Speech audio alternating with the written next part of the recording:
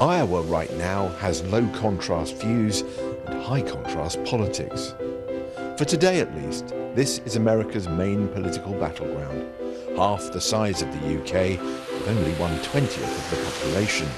Here begins the search for a Democrat to take on Donald Trump.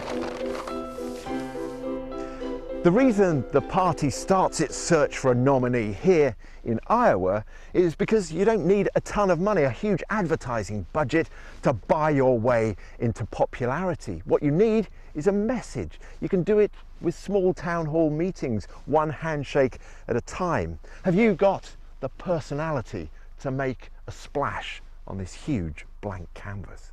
Joe Biden, our next president of the United States. Joe Biden has addressed far bigger crowds in his long political career, but few have been more important. Every 4 years, democracy begins in Iowa. Mr. Biden's pitch is that you know what you get with him, the kind of reassuring centrist who won't frighten wavering Trump supporters. Maybe the president on day one can command the world stage because he or she knows those world leaders. He or she is known by them. But he has his critics. Is he perhaps too old, a bit forgetful, prone to garbling his words?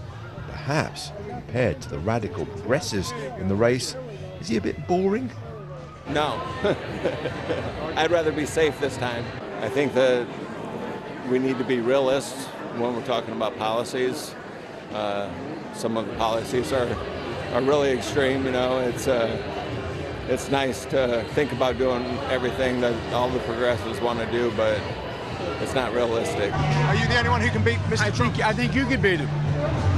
I don't think I could. I'm not an American citizen. Well, you might be able to, who knows? But then Mr. Biden remembers what his core message is supposed to be. I think you have the best chance of beating him. You do? I know I do, and you know it too.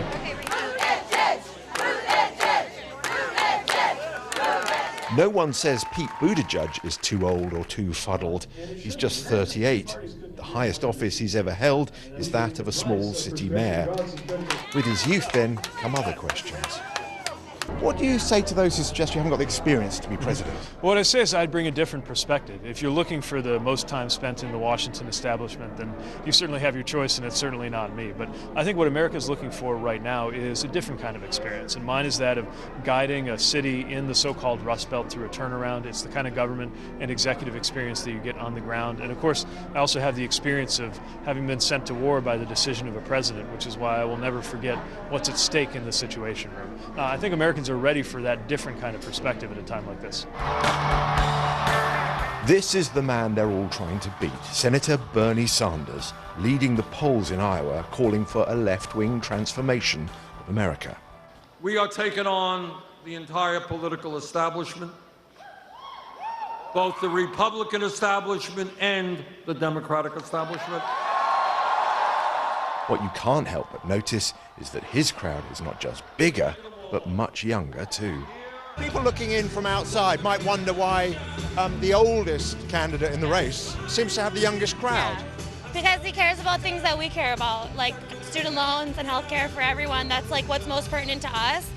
As we're like entering the workforce in the real world, we care about those things. We all kind of feel like we're screwed, and he's the only candidate that really seems like he cares about helping us out. So. But when people tell you he can't beat Trump, does that bother you? No, I think he can. I think we all have to vote, though. All the young people have to get out and vote if he wants to win. Senator Sanders seems to be squeezing support for Senator Elizabeth Warren. She's running the same sort of radical campaign as him, but hasn't gained the traction, becoming tangled in complex policy debate. It's vital for the candidates to prove support in Iowa in order to keep the fundraising going. Campaigns run on cash. Being a billionaire means that Michael Bloomberg doesn't need to raise funds, so he's not even standing in Iowa. Instead, he's spent $300 million running ads like this. A different kind of menace coming from Washington, so there's no stopping here. He'll only enter the race at the beginning of March, when the big, expensive states like California come into play.